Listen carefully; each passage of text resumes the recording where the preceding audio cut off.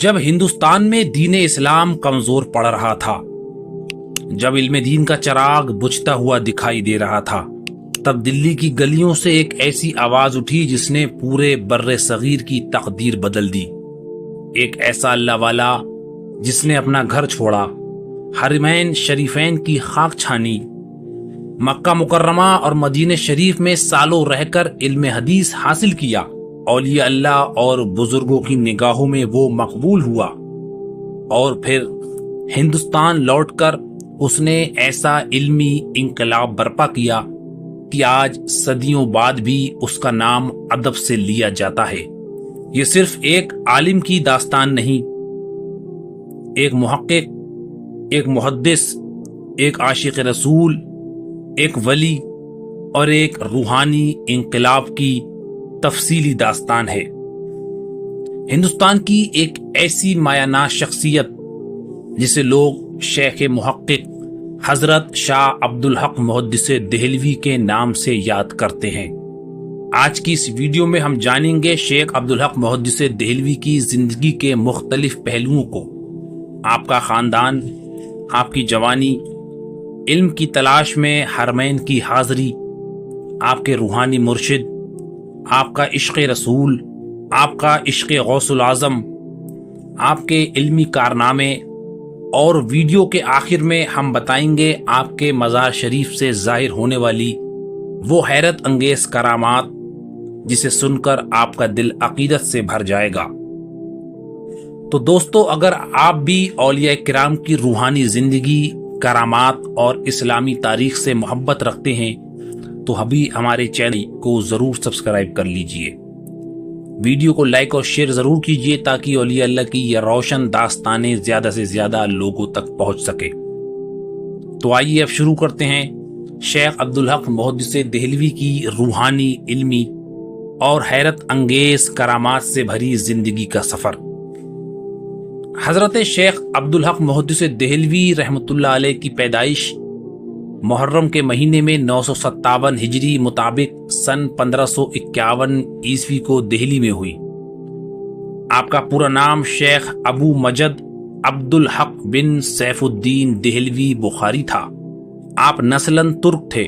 آپ کے والد ماجد کا نام حضرت مولانا سیف الدین تھا، جن کے آبا و اجداد بخارا سے ہندوستان تشریف لائے تھے۔ مولانا سیف الدین ایک صاحب دل، اہل باطن بزرگ تھے۔ اللہ تعالیٰ نے آپ کو بہت سی خوبیوں سے نوازا تھا۔ آپ شیخ امانت اللہ پانی پتی رحمۃ اللہ علیہ کے مرید و خلیفہ تھے۔ شیخ محدث دہلوی کی والدہ ماجدہ مشہور بزرگ حضرت شیخ ادھن دہلوی کی صاحبزادی تھی۔ حضرت شیخ ادھن دہلوی کا بھی علمی اور روحانی دنیا میں ایک بلند مقام تھا۔ اس طرح آپ کی ددیال اور ننیال ہر دو خاندان علم و فضل، تقوی و طہارت میں ممتاز تھے۔ شیخ محدث کی تعلیم و تربیت اپنے والد ماجد کی آغوش میں ہوئی۔ شفیق اور خدا رسیدہ والد نے بڑی محنت سے اپنے اس ہونہار بیٹے کی تربیت کی اور ان کی تعلیم میں کوئی کسر باقی نہ رکھی۔ شیخ محدث نے سب سے پہلے اپنے والد سے قرآن پاک ختم کیا اور اس کے بعد دیگر درسی کتابیں پڑھیں۔ آپ کے والد ماجد شیخ سیف الدین آپ کی تعلیم اپنی نگرانی میں کرانے کے لیے بے چین رہتے تھے۔ ان کی تمنا تھی کہ وہ اپنے جگر گوشے کے سینے میں وہ تمام علوم منتقل کر دیں جو انہوں نے ساری عمر بھر کی محنت سے حاصل کیے تھے۔ دوسری طرف شیخ محدث بھی بے حد ذہین تھے۔ آپ میں علم حاصل کرنے کا سچا جذبہ تھا، اس لیے جس علم کی طرف توجہ کرتے وہ پانی ہو جاتا۔ آپ نے بہت جلد علم کے مدارج طے کیے اور 18 سال کی عمر میں اس دور کے علم کا کوئی گوشہ ایسا نہ تھا جس کی آپ نے سیر نہ کی ہو۔ آپ دن رات علم طلب کرنے میں لگے رہتے۔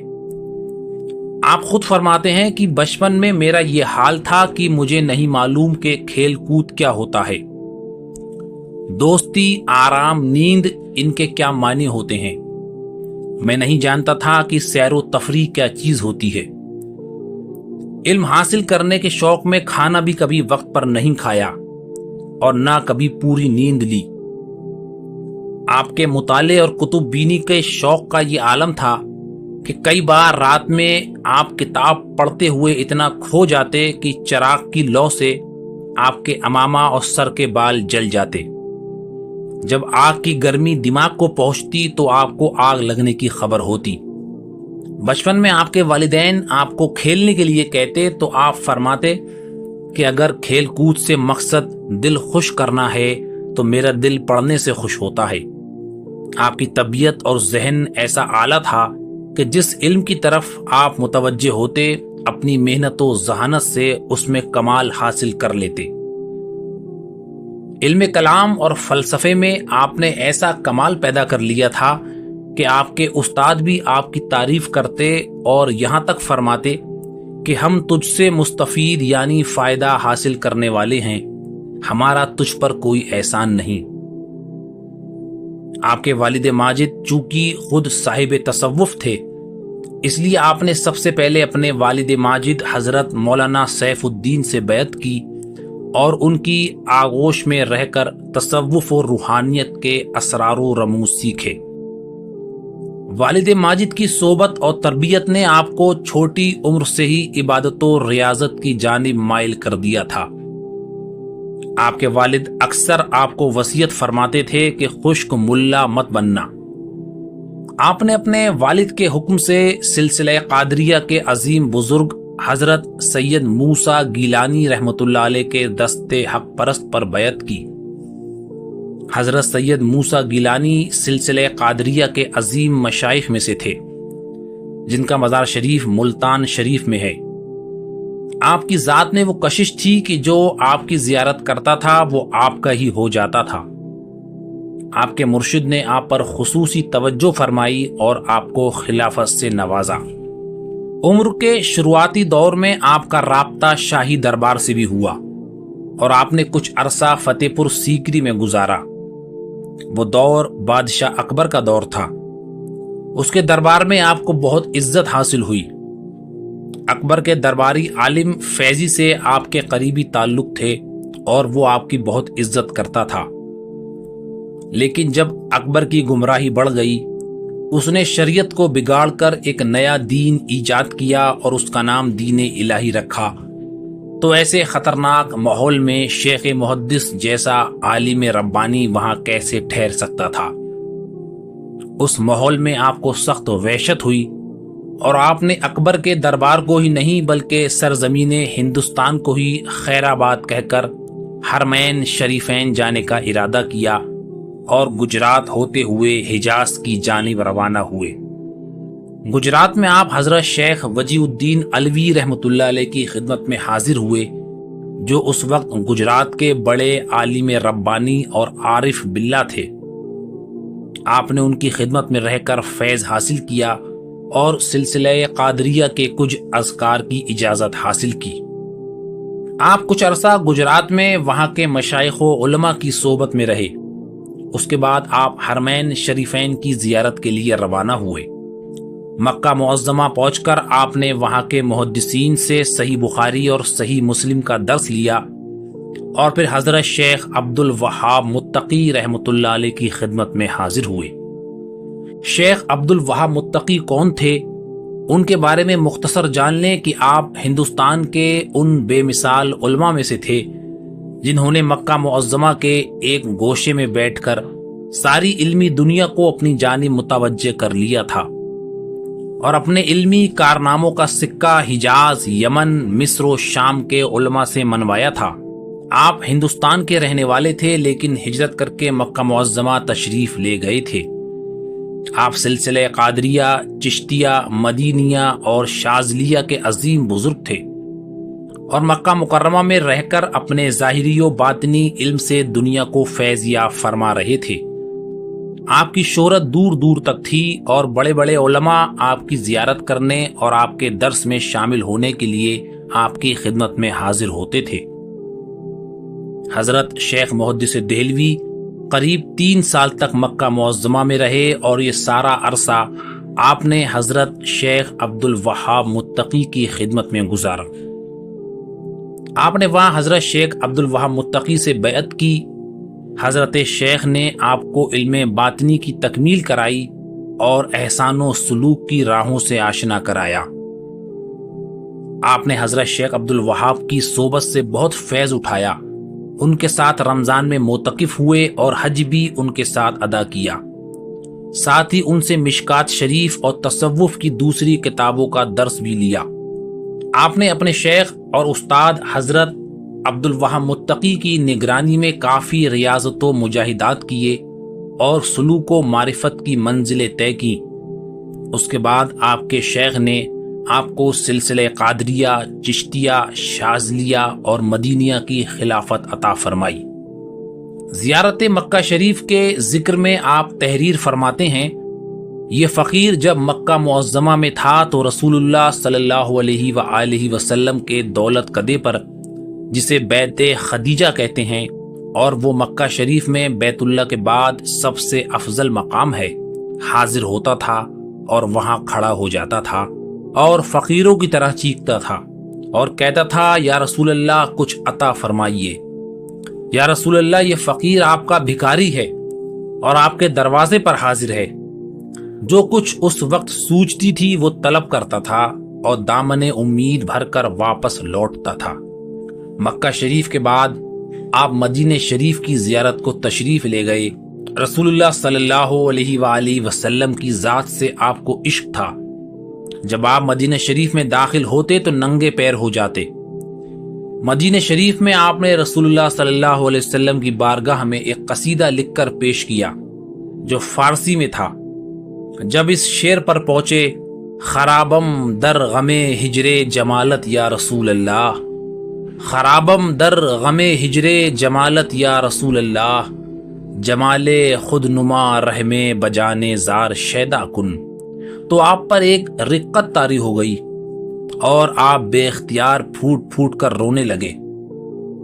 بارگاہ رسالت میں آپ کی گریہ و زاری اور یہ قصیدہ مقبول ہوا اور آپ اسی رات رسول اللہ صلی اللہ علیہ وآلہ وسلم اور سیدنا امام حسین رضی اللہ تعالیٰ عنہ کی زیارت سے مشرف ہوئے۔ پھر اس کے بعد 3 مرتبہ اور سرکار مدینہ کے دیدار سے مشرف ہوئے۔ حرمین شریفین میں کافی وقت گزارنے کے بعد آپ کے مرشد نے آپ کو واپس ہندوستان جانے کا حکم دیا۔ ہندوستان میں اس وقت گمراہی کے بادل چھائے ہوئے تھے۔ بادشاہ اکبر کے نئے مذہب دین الہی کے اثرات پورے ہندوستان پر پھیل چکے تھے۔ کفر و شرک، بدعت و ضلالت کی رسمیں اپنے عروج پر تھیں۔ اسلام اور اسلام سے تعلق رکھنے والی ہر چیز کا مذاق بنا کر انہیں ختم کیا جا رہا تھا۔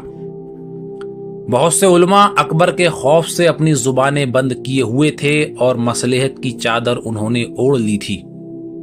شیخ عبدالحق محدث دہلوی اسی بنا پر ہندوستان جانے سے بیزار تھے اور ان کی تمنا تھی کہ ان کی باقی زندگی مکہ معظمہ اور مدینہ منورہ میں سرکار مدینہ کے قدموں میں گزر جائے، لیکن آپ کے مرشد شیخ عبدالوہاب متقی کے پیہم اصرار نے آپ کو ہندوستان آنے پر مجبور کر دیا اور 4 سال حرمین شریفین کی نورانی فضاؤں میں گزارنے، شیخ عبدالوہاب کی صحبت فیض سے مالا مال ہونے کے بعد آپ سسکتے دل اور اشک بار آنکھوں کے ساتھ حجاز سے ہندوستان تشریف لائے۔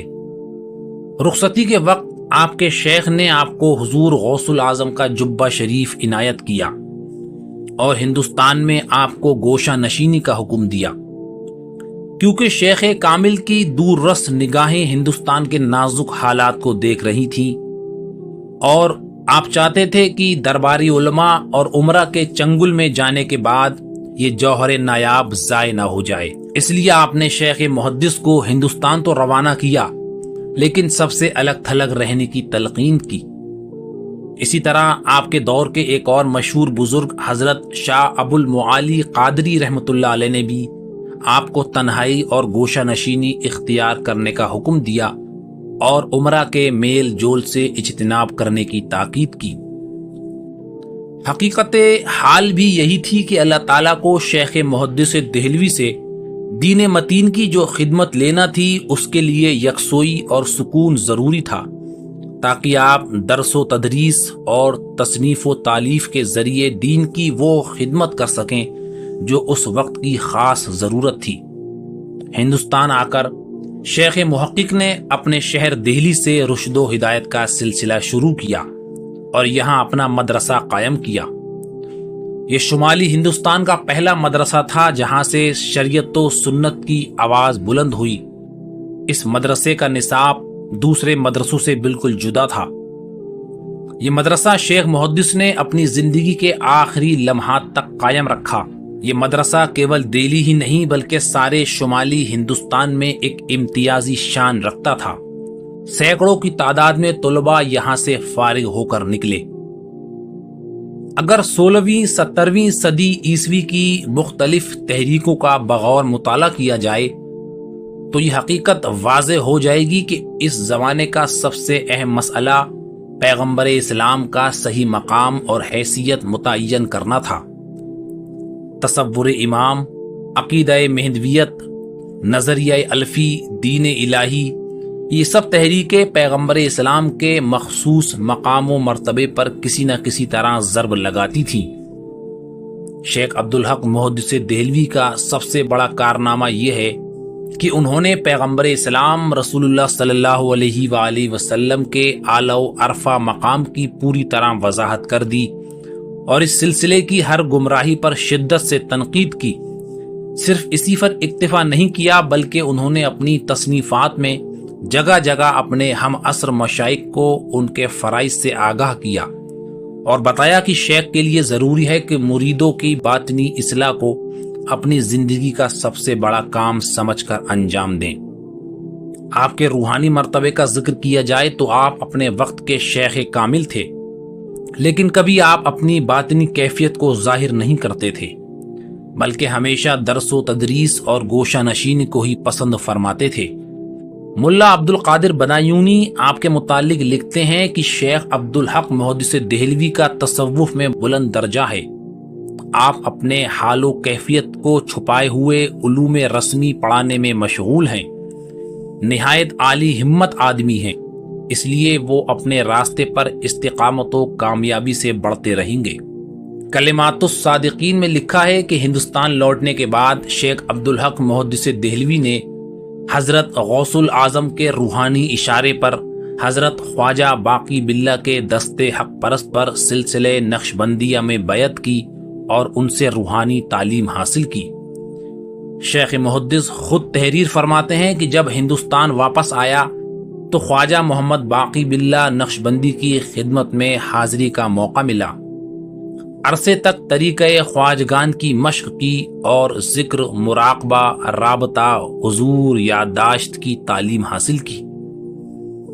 ناظرین، کیا آپ جانتے ہیں کہ یہ خواجہ باقی باللہ کون ہیں؟ آپ دہلی کے مشہور و معروف بزرگ ہیں۔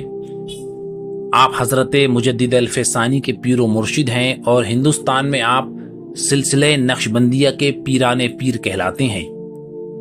اگر آپ حضرت خواجہ باقی باللہ کی حیات کو تفصیل سے جاننا چاہتے ہیں تو ڈسکرپشن کو چیک کریں، ہم نے وہاں آپ کی ویڈیو کا لنک دے دیا ہے۔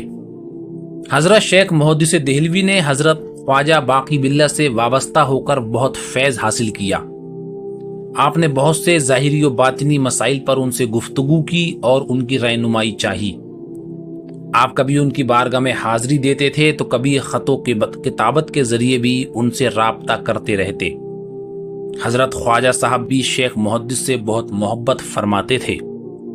اسی طرح حضرت شیخ احمد سرہندی، شیخ مجدد الفسانی رحمۃ اللہ علیہ سے بھی آپ کے نہایت خوشگوار تعلقات تھے۔ آپ نے اپنی کتاب اخبار الاخیار میں شیخ مجدد کے متعلق لکھا ہے، شیخ احمد سرہندی نے جو صفائی باطن مجھے عطا فرمائی ہے وہ بے شمار ہے۔ حضرت شیخ نے ہمارے درمیان کوئی پردہ بشریت و حجاب باقی نہیں رکھا۔ آپ نے میرے باطن میں ایسا طریقت، انصاف اور عقلی تمیز جاگزیں کر دیا جس کے اظہار سے زبان قاصر ہے۔ شیخ محدث دہلوی کو یوں تو مختلف بزرگوں کے ذریعے قادری، چشتی، نقشبندی، شاذلی اور مدنی سلسلوں کی خلافت حاصل تھی، اور آپ ان میں سے ہر ایک سلسلے میں بیعت لینے کے مجاز تھے، لیکن آپ کا قلبی لگاؤ سلسلہ قادریہ کی طرف تھا، اور آپ کی عقیدتوں کا مرکز حضور غوث العظم کی ذات پاک تھی۔ آپ حضرت پیران پیر کے عشق میں گرفتار تھے، اس لیے آپ پر سلسلہ قادریہ کا غلبہ تھا۔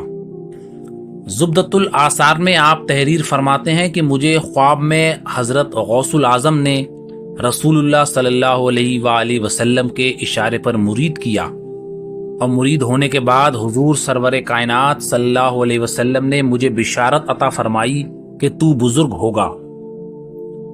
مزید آپ تحریر فرماتے ہیں کہ مجھ فقیر حقیر کو حضرت خبیر و بشیر و نذیر صلی اللہ علیہ وسلم کے انعامات و اکرامات سے جو کچھ بشارت ملی ہے وہ بیان سے باہر ہے۔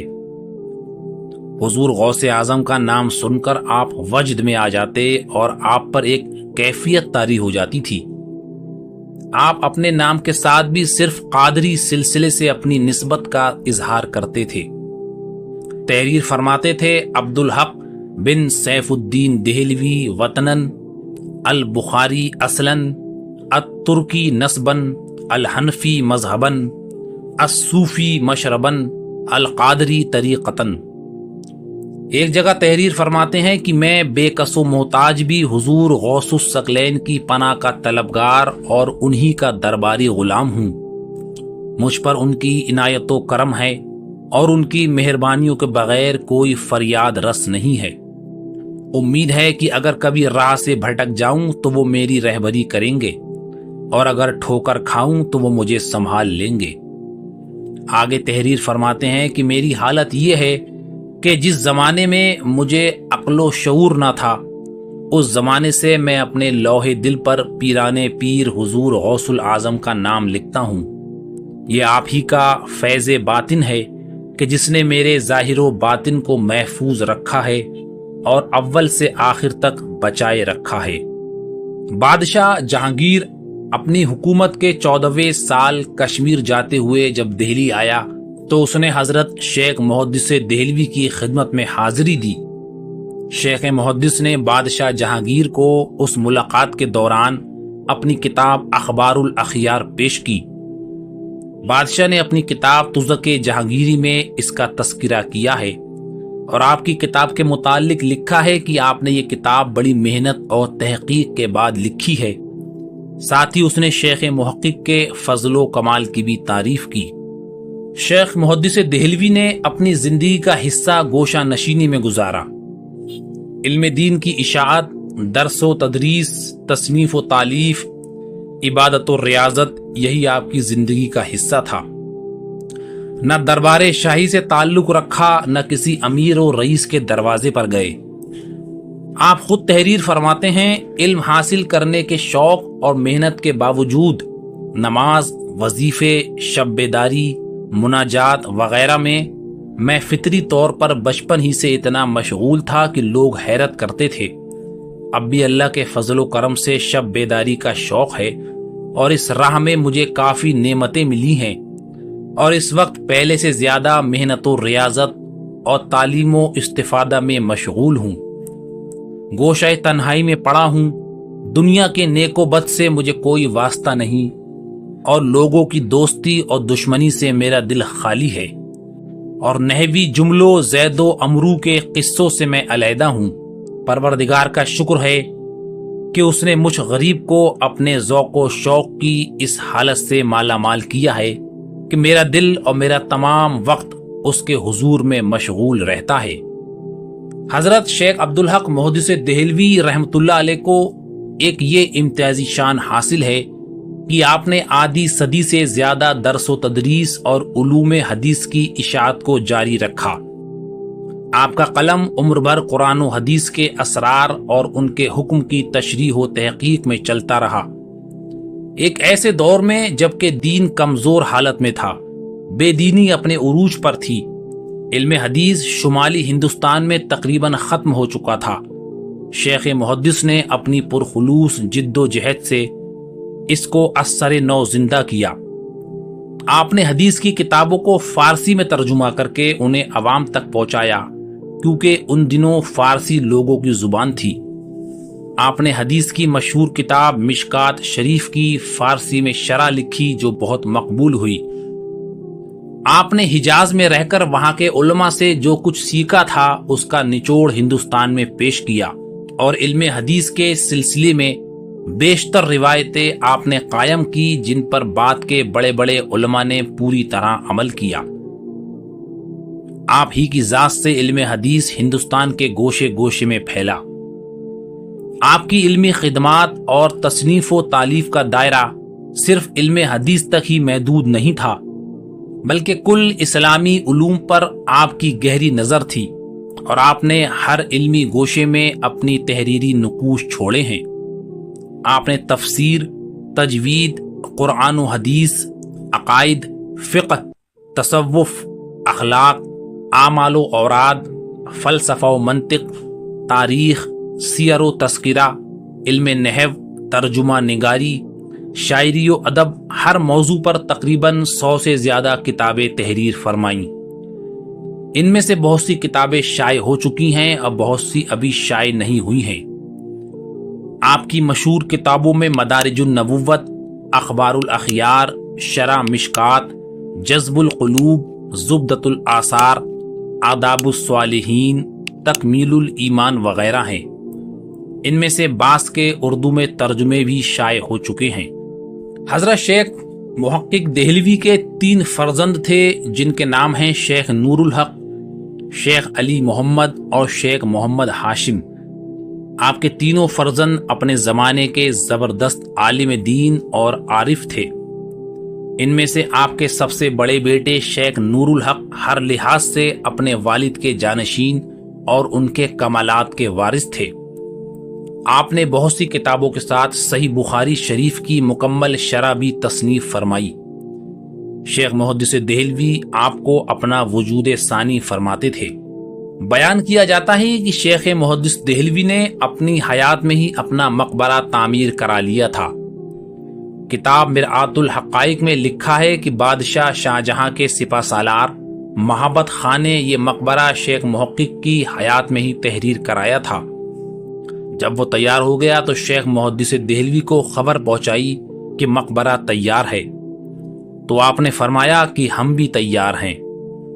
اس کے کچھ عرصے بعد آپ کا وصال ہو گیا اور آپ اسی مقبرے میں دفن کیے گئے جہاں آج آپ کا مزار شریف ہے۔ آپ کا وصال 94 سال کی عمر میں 21 ربیع الاول 1052 ہجری مطابق سن 1642 عیسوی کو دہلی میں ہوا۔ آپ کی نماز جنازہ آپ کے بڑے صاحبزادے حضرت شیخ نور الحق نے پڑھائی اور آپ کی وصیت کے مطابق آپ کی تدفین کی گئی۔ آپ کا مزار شریف ہندوستان کی راجدھانی دہلی کے مہرولی میں حوض شمسی کے پاس ایک شاندار درگاہ میں موجود ہے۔ آپ کی درگاہ کے احاطے میں آپ کے خاندان کے بہت سے بزرگوں کے مزارات ہیں۔ آپ کے مزار سے آج بھی کافی برکت و روحانیت حاصل کی جاتی ہے۔ چنانچہ مرآت الحقائق کے مصنف تحریر فرماتے ہیں کہ ایک مرد خدا ذاکر و شاغل اللہ والے کو شیخ عبدالحق محدث دہلوی نے بشارت دی کہ مریض کی صحت کی دعا ہمارے یہاں قبول ہوتی ہے۔ جب یہ خبر مجھے ملی تو میں شیخ عبدالحق محدث دہلوی کے آستانے پر حاضر ہوا اور اپنی بیوی جو بڑے لمبے عرصے سے بیمار تھیں اور ان کا ہر طرح کا علاج کرا کے میں تھک چکا تھا، ان کے لیے وہاں اللہ تعالیٰ سے دعا کی۔ ان کی حالت بہت زیادہ خراب تھی، لیکن میرا شیخ کے مزار پر دعا کرنا تھا کہ آن کی آن میں وہ بالکل ٹھیک ہو گئیں۔ مجھے بہت حیرت ہوئی۔ مزید آپ لکھتے ہیں کہ ایک اور مریضہ جو ہر طرح سے ناقابل علاج تھی، شیخ کے آستانے کی برکت سے ایسی ٹھیک ہوئیں کہ اگر میں ان کا حال بتاؤں تو اندیشہ ہے کہ عوام شیخ محقق کے مزار کی پرستش کرنے لگیں گے۔ اس لیے بس اتنا ہی لکھنا کافی ہوگا کہ مسیحائی جو سنی جاتی ہے وہ شیخ محقق کے مزار سے دیکھ لی۔ اللہ اکبر۔ آپ ایک جگہ اور تحریر فرماتے ہیں کہ ایک عالم صاحب خراسان سے حضرت مولانا اسحاق محدث دہلوی کی خدمت میں دہلی آئے۔ وہ کشف قبور کے عمل کے ماہر تھے۔ انہوں نے مولانا صاحب سے کہا کہ کسی شخص کو میرے ساتھ بھیج دیں تاکہ میں اولیاء دہلی کے مزارات کی زیارت کر لوں۔ مولانا اسحاق دہلوی نے ایک آدمی ان کے ساتھ بھیج دیا۔ جب وہ مزارات کی زیارت کر کے واپس آئے تو مولانا اسحاق دہلوی سے کہنے لگے کہ میں سب سے پہلے حضرت سلطان المشائخ خواجہ نظام الدین اولیاء محبوب الہی کے مزار پر حاضر ہوا اور مزار کے پاس بیٹھ کر مراقبہ کیا تو معلوم ہوا کہ مزار شریف سے 50-60 گز تک نور کی ایک لاٹ کھڑی ہے۔ وہاں سے حضرت چراغ دہلی کے مزار پر گیا تو وہاں نور کی لاٹ اس سے کچھ کم دیکھی۔ پھر مہرولی میں حضرت قطب الاقطاب خواجہ قطب الدین بختیار کاکی رحمۃ اللہ علیہ کے مزار پر جا کر مراقبہ کیا تو دیکھا نور کی لاٹ مزار شریف سے 80-90 گز تک کھڑی ہے۔ پھر سب سے آخر میں حضرت شیخ عبدالحق محدث دہلوی کے مزار شریف پر حاضر ہوا تو دیکھا کہ نور کی لاٹ آپ کے مزار سے لے کر آسمان تک قائم ہے۔ اس کی کیا وجہ ہے کہ آپ کے مزار کا نور دوسرے مزارات کی طرح مزار کے چاروں طرف نہیں بلکہ زمین سے آسمان تک قائم ہے؟ یہ سن کر حضرت مولانا اسحاق صاحب نے فرمایا کیونکہ شیخ محدث دہلوی حدیث شریف کے خادم تھے، اس لیے اللہ تعالیٰ نے حدیث کی خدمت میں ان کو یہ مقام و مرتبہ عطا کیا ہے۔ یہ چند واقعات تھے جو ثابت کرتے ہیں کہ بعد وصال بھی آپ کے مزار شریف سے فیض و روحانیت کا سلسلہ قائم ہے اور اس کی زیارت کرنے والے آج بھی آپ کے فیضان سے مالا مال ہوتے ہیں۔ صدیاں گزر جانے کے بعد بھی آپ کا نام لوگوں کے دلوں میں زندہ ہے اور آپ کا تذکرہ لوگوں کی زبانوں پر جاری ہے۔